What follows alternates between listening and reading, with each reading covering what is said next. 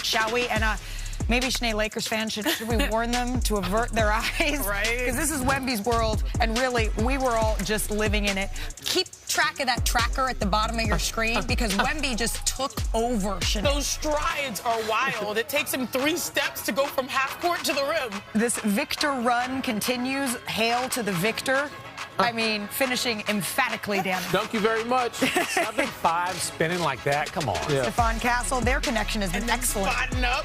Wemby with the 3. By the way, that's 17 consecutive points for Victor Wembanyama in the first quarter. And then about a minute later here, Stephon Castle, nice little lob. Victor finishes through traffic inside. Going ahead to the second quarter, didn't slow down here. De'Aaron Fox comes up with the steal. Oh, this was funny because I was like, is he going to make the layup? Then he's like, no, Victor's coming. Terrible You know what? pass, but he made it look good. If you can finish the pass, sometimes the worst passes make for the best lobs or the best highlights, and we certainly got one. Later in the second, Wemby drives inside.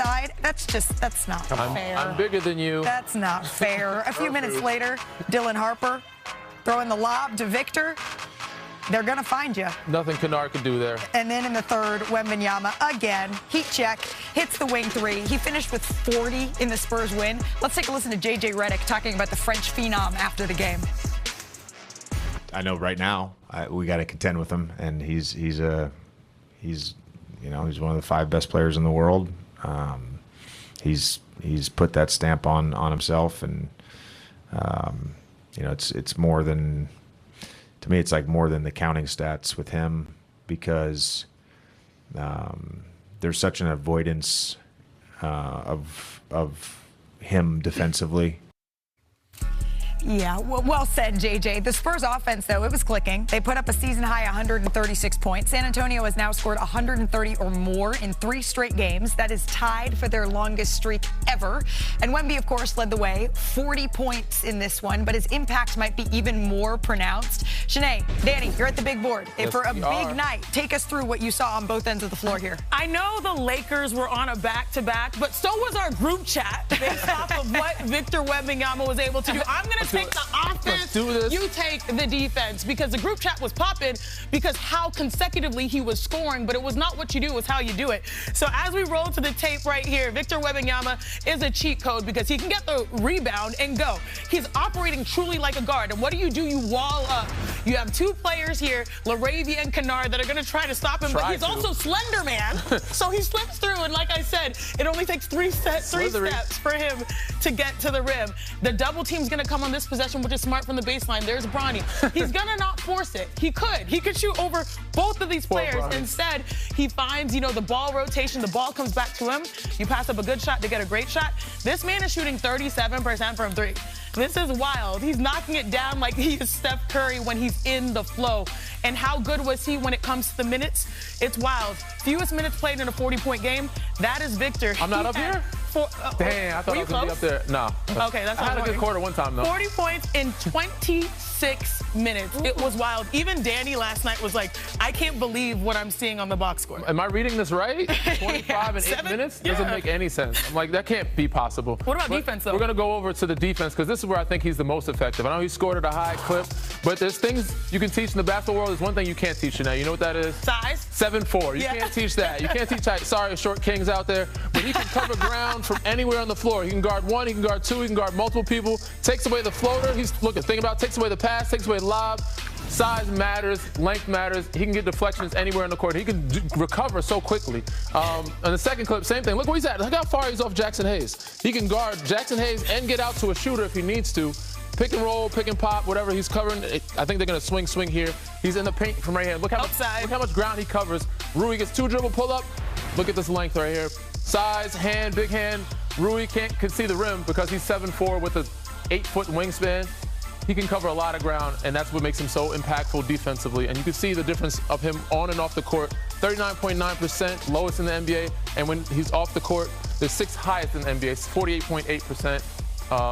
When he's not on the court. So yeah, on both ends of the floor, this was truly a masterclass. Yeah, it absolutely was. In a short amount of time, too. And I loved the way that when Victor, after the game, he said, we have had a tendency to play down to our competition, to play down to lesser teams. And I know it's easy to say, okay, the Lakers, they were without their big three. Of course the Spurs were supposed to make this kind of statement. Not always. This can be a trap game. Tim, you were there. You were listening to what Victor was saying post-game. And I don't know about you, but listening to him, watching what we saw on the floor, I started to think to myself, okay, maybe in May, maybe in June, we could still be having a conversation about this team. Yeah, Lakers also without DeAndre Ayton. That knee stiffened up as Wemby was out there warming up. Listen, I'll tell you this. The San Antonio Spurs absolutely believe they are capable of winning a championship this season. They will also tell you, hey, if we've got one All-Star, Victor Wembanyama must be the MVP. I have not talked to a single person in the league who doesn't believe that Wembanyama is going to win championships, plural. The question is, can they skip the line? Can a team, a group with zero playoff seasoning, essentially, make that run this season? I am skeptical, but as our buddy Wendy says, do not put a ceiling on Wemby. He'll just hit his head on it. I mean, before the season started, I had them as a dark horse. Can't put them in that conversation when they're at the top of the West right now. But, yeah, I think they could definitely get to the Western Conference Finals. Yeah. At bet, like, depending on matchups, but I think they can get there. The tough matchup is going to be the Denver OKCs when they get there, and I think that's where the seasoning comes into play at most. It takes a couple years. I know this coming from Houston. I'm not going to believe it till they show it. Exactly. Like last year, the Rockets were top 2, top 3 in the West, and then they ran into the Golden State Warriors. You're not going to believe it till you see it. Yeah. So exactly. So I do believe, like, you look at the Pistons, you look at the Rockets, you look at the Spurs. They're all trying to win, but I believe out of all of those three, they're like when you have Victor Wembanyama, that's the ultimate cheat code. Could not be more impressed from what we saw from Victor last night. And I was hitting the group chat. He looks like he's also put on a little bit of muscle over the course of this season as well. He really is starting to look like the player that we all expect him to be at some point. But something else happened last night on the Lakers side of all of this.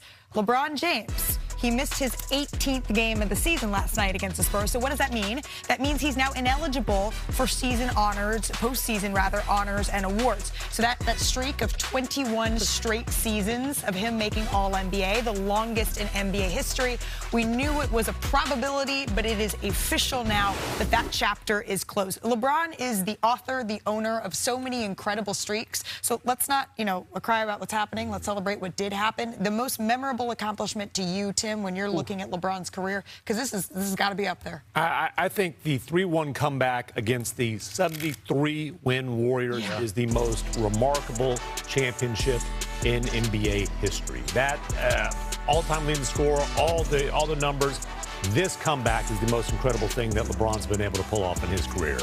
Tim, I love your pick, but I have to go from when I was a kid and I had to watch it when I wasn't in the NBA. His run against Detroit. The fact that you're still having this conversation. He was doing it before I got to the league, and he's still doing it after I'm in the league. But the run he had against Detroit was unbelievable, and I've seen it firsthand time and time again. And I text him, like, that was unreal, bro. I can't believe you did that. But, yeah.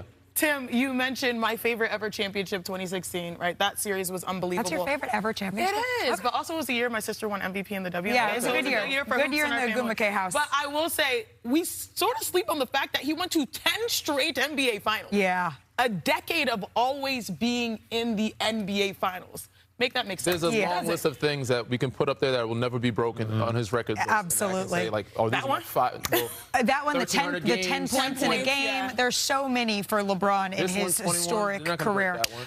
True. LeBron, an all-timer. Let's get to the future coming up here on NBA Today, because it was a big night in college hoops, right? AJ Demancia, Cam Boozer. There's another name, though, that NBA executives are paying attention to that you're going to want to stick around to hear why. Plus, just call Indy Brittany because, oops, Janae, they did it again.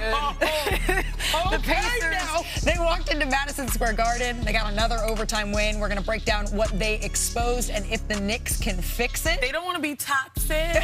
But if you're New York, there is no time to dwell, Janae. Joel Embiid and the Sixers, they're waiting in Philly, and the Knicks' response tonight will tell us a whole lot. And the